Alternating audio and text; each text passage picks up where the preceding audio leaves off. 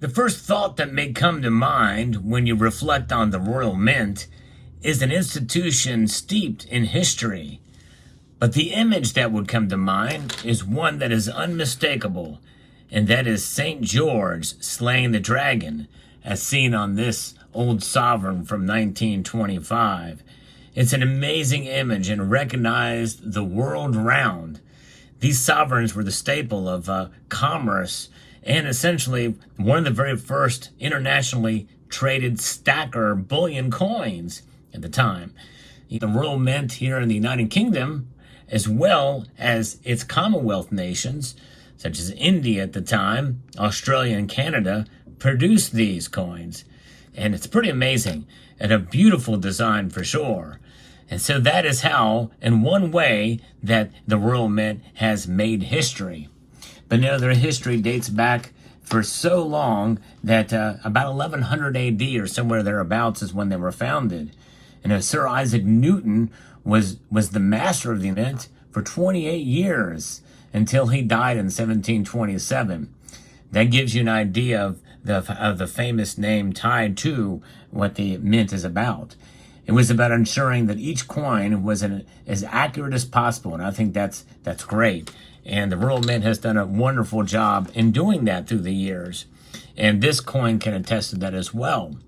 But you know, one other thing we like to think about with the Royal Mint is for bullion coins, they actually have the most amazing technological advances, maybe a close tie, maybe slightly edging out the Royal Canadian Mint, but with the Britannias.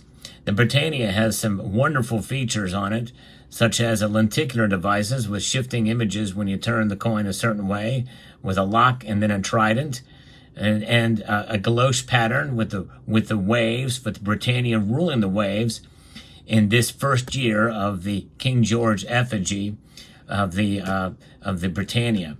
Reeded edge coin here, and they also have micro lettering on this piece as well. For modern stackers and collectors, the Britannia is probably the standard. That is what we think of the most in terms of bullion products. You know, collectors of sovereigns would think of the St. George slaying the dragon. But what I'm about to introduce to you now is groundbreaking, and it is historic, because we're talking about a new bullion program. This is amazing. It is the St. George and the Dragon bullion program from the Royal Mint. And they have been very kind to send me a couple of examples to show you in all of its detail and glory. These coins are amazing. And this is a new program that has been created here. The fearsome battle between St. George and the Dragon makes a dynamic entrance on this bullion coin range from the Royal Mint. And this reverse design was by Jody Clark, very famous as we know, and it features a dynamic depiction of the fight between good and evil, with St. George driving his lance into the body of the beast lurking below his rearing horse. And indeed, it is quite a depiction, really taking the classic design and stepping it up several notches for sure in this depiction. The dragon looks more fearsome, and the spear is ready to pound to prod the creature indeed.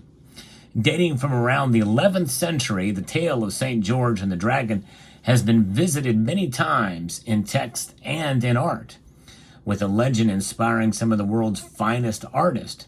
It has proved an enduring theme for coin designs, with Benedetto Petrucci's interpretation on the reverse of the sovereign from 1817, perhaps the most celebrated and well-known the period. This coin release is the first in a series of bullion coins that will explore the legendary tale. St. George and the Dragon is available now to collectors and stackers in a range of gold and silver bullion editions, including, by the way, a very special 1 kilo silver bullion coin. And I tell you what, I'm kind of intrigued by that and would love to see what that's about. But let me just explain some of the features on this. Like the Britannia ruling the waves, And this, we see what appears to be the galoche pattern with shifting features showing what appears to be sunbeams coming down on St. George as he slays that dragon. It is very well done. I love how they use that galoche pattern for the security feature there. And then you can see as we zoom in closer the micro engraving that shows some lettering here. And if we get in close, we might see that it does indeed show the weight and the purity. 1 ounce, fine 949 silver there. If we get, it's about as close as I can get on this. I may actually show this under the microscope in a future video, but you can get the idea there of what it says. If you look really, really close, very well done indeed by the Royal Mint. That micro lettering is also as well on their Britannia coins. This is the first year of issue of a series. Now, I don't know how many are going to be in this series, but they did a wonderful job with this coin. On the obverse, as always the case, we have King Charles III and the very familiar galoche pattern that you see on the obverse side. 2 pounds is this coin. And then here is an example of the 1/4 ounce gold bullion coin. And it is very well done. The same galoche pattern on this coin. And this is the smallest gold coin offered. And the 1 ounce is the smallest silver coin offered in this series. And I hope to be able to collect all of these. I think this is a great series, a wonderful design that just really showcases here. This depiction of St. George and the Dragon. And it will be this new coin series, this new, with a reeded edge here, but it doesn't say exactly how many on this heroic and popular theme. So in other words, will the next coin maybe tell the story of maybe the dragon slain and maybe King George standing on top of the dragon victorious? I don't know. My guess is it's going to be more than 3. I would think it would probably have to be. So I'm very curious as to if it will tell a story or if it will have different renditions of King George slaying the dragon. Maybe a back theme to, or an homage to previous themes of St. George slaying the dragon that we saw, like on the, I think the 2005 version. That was a modernized version of St. George slaying the dragon of the sovereign. Who knows? It'll be very interesting to see. I'm excited for what may come in these depictions. But I think this year's, the first year, Jody Clark knocked it out of the park with this design. And this is the first time ever. This is making history. The Royal Mint has now offered these as bullion devices with fairly low premiums, or premiums similar to what you would find for other bullion products in different series that you see from the Royal Mint. I think this is stunning. The silver is 3 nines fine, and the gold is 4 nines fine gold.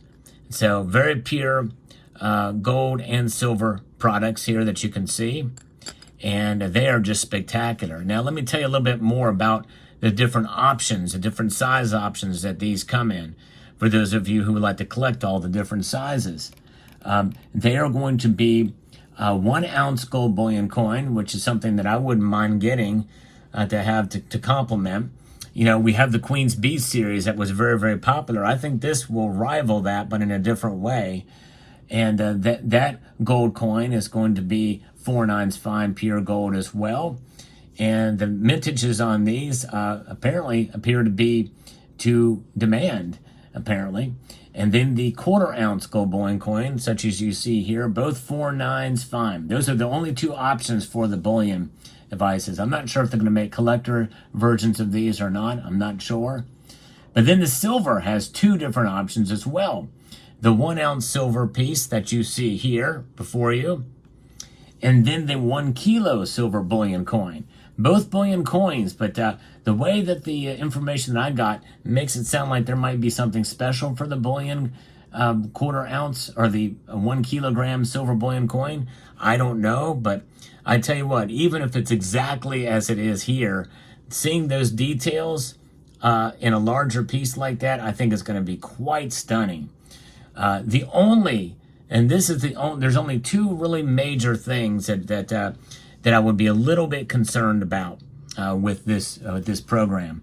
And one is just a small concern, and that is potential for milk spotting on the silver. I know that's something that I'm sure the Royal Mint is aware of, and maybe they're working on some technology or way, kind of like the Royal Canadian Mint did back in 2018 to minimize or even do away with milk spots.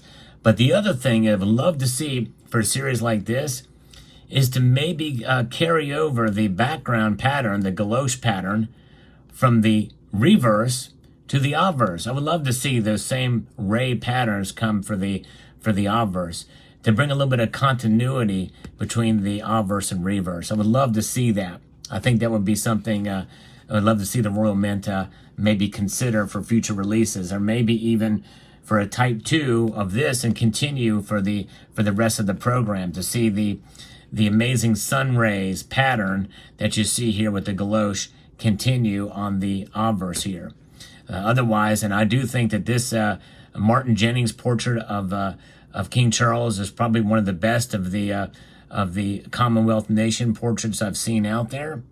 And this is just an amazing program, and I'm looking forward to seeing what comes for 2025 and for the other years to come. I also would love to know how many years they are going to be doing this. And if anybody knows, let me know in the comment section down below. So there you have it. Let me know what your thoughts are. I think this is fascinating for those of you who are stackers and collectors. This very well could be a series for you. I'm excited about it. I think this is going to rival the Queen's Beast series. And I'm looking forward to what may come. Let me know what your thoughts are in the comment section down below. I'm going to post a link to the Royal Mint's website, and I hope you will check it out. And I would like to extend a multitude of gratitude to each and every one of you for taking the time to watch this video, and to encourage you to please rate, share, comment, and subscribe.